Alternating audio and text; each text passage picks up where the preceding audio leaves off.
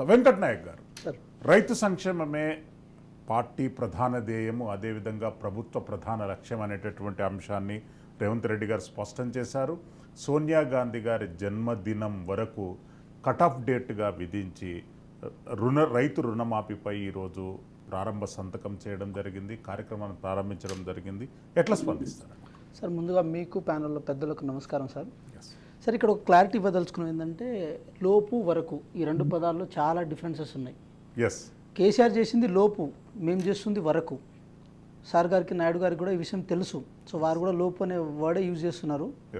2 లక్షల వరకు అంటే తర్వాత ఏదైతే పైసలు ఉన్నాయో అది 50,000, 40,000 లేకపోతే ₹1,00,000 అయినా కానివ్వండి, అది రైతు చెల్లిస్తారు. ఈ 2 లక్షల వరకు అయితే వాళ్లకు రుణమాఫీ అవుతుంది. ఇందాక ఒక మాట చెప్పారు ఏంటంటే ఈ ఫిల్టరేషన్ కానీ కట్ ఆఫ్ కానీ ఇది కానీ. సార్ ఒక విషయం ఏంటంటే కేసీఆర్ గత ప్రభుత్వంలో చేసినప్పుడు 1,00,000 లోపు రుణాలు అన్నారు. అనే క్రమంలో 99,999 రూపాయలు ఏదైతే ఉందో అది చేశారు. ₹1 పెంచినా కూడా అది 1,00,000 రుణాలు అవుతాయి. అంటే 1,00,000 వరకు చేసే రుణాలు అయితే అది మాఫీ అవుతుంది.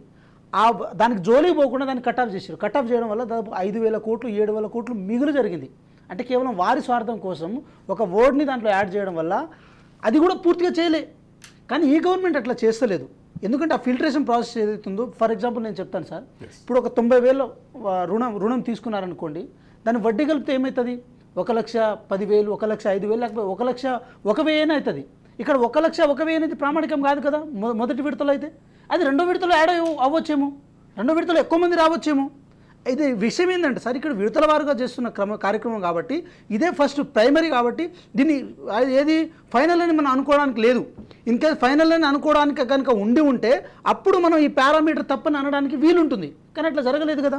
సో నేను కొన్ని విషయాలు ఇక్కడ చెప్పదలుచుకున్నాం సార్. అదేంటంటే కేసీఆర్ గారు ఎన్నికల సభలో మాట్లాడారు, ఇది జరగదు, ఇది కాదు, ఇది అవ్వబోదని. అంటే జరగదని తను పర్సెప్షన్ చెప్పారో లేకపోతే జరగొద్దని చెప్పి శాపనార్థాలు వేశారని చెప్పి తెలంగాణ ప్రజలు ఆలోచించుకున్న సందర్భాలు అవి. ఒకనొక సందర్భంలో తర్వాత హరీష్ రావు గారు కూడా ఇది జరిగితే నేను రాజీనామా చేస్తానని చెప్పి బహిర్గంగా చెప్పడం, పార్లమెంట్ ఎలక్షన్లో స్టంట్లు ప్లే చేయడం లాంటివి చేసిరు. ఇక్కడ తెలంగాణ ప్రజలు కానీ తెలంగాణ రైతులు మేలు కోరుకోవడం కోసం చేసిరా లేకపోతే వాళ్ళ రాజకీయ పబ్బం గడుపుకోవడం చేసిరా అని చెప్పి కూడా తెలంగాణ ప్రజలు ఆలోచించారు.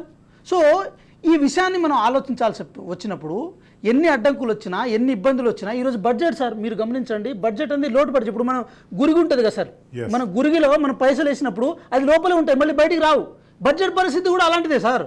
₹1 కూడా బయటికి తీసుకురాకుండా, అనవసరమైన ఖర్చులు చేయకుండా రూపాయి పోగు చేసి వీళ్ళు చేసిన అడ్డమైన వడ్డీలకు, అడ్డమైన అప్పులకు వడ్డీలు కట్టుకుంటూ ఈరోజు రైతులకు కానీ మిగతా సెక్షన్ ఆఫ్ పీపుల్ కానీ ఈరోజు న్యాయం చేయడం కోసం కాంగ్రెస్ పార్టీ ప్రభుత్వం ఇంత కంకణం కట్టుకొని ఉన్నది.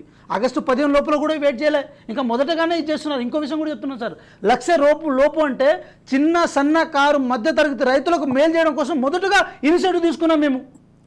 దాంట్లో క్లియర్ కట్గా కనబడుతుంది. 1,00,000 లోపు అంటే చిన్న పేద ప్రజలకు మేము న్యాయం చేద్దాం అనుకుంటాం. నేను కూడా ఒక రైతు బిడ్డను సార్. మా నాన్నగారు కూడా 40,000 వరకు రుణం తీసుకుంటే మా నాన్నగారు లిస్టు నిన్న వచ్చింది, అది ప్రకటితమైంది. మా ఊర్లలో మా మండల స్థాయిలో అందరూ సంబరాలు చేసుకుంటున్నారు. సో మేమేమంటున్నాం సార్, ఎలక్షన్ సెంటర్లో భాగంగా మీరు గత సంవత్సరం 2014లో ఈ మాట చెప్పారు, 2018లో బీఆర్ఎస్ పార్టీ నాయకులు చెప్పారు. ఎక్కడ చిత్తశుద్ధితో దాన్ని అమలు పరచకుండా దాన్ని డిలే చేసుకుంటూ వచ్చి తీరా మేము చేస్తామన్నప్పుడు దాన్ని కొర్రీలు పెట్టే ప్రయత్నం, వక్రీకరించే ప్రయత్నం చేశారు. కానీ మేము చేసి చూపించాం సార్. మీరు దీన్ని కూడా యాక్సెప్ట్ చేయాల్సిన అవసరం ఉంటుంది. తప్పకుండా మీరు యాక్సెప్ట్ చేయాలి.